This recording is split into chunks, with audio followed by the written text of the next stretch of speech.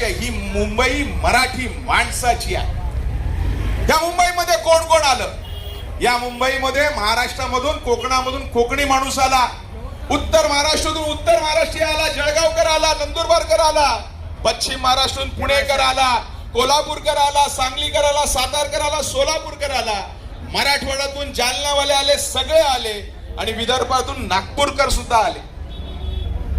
या मुंबईकराला घडवण्यासाठी या सर्व महाराष्ट्रातल्या सगळ्या विविध विभागातून आलेल्या माणसांनी ही मुंबई ठरवली.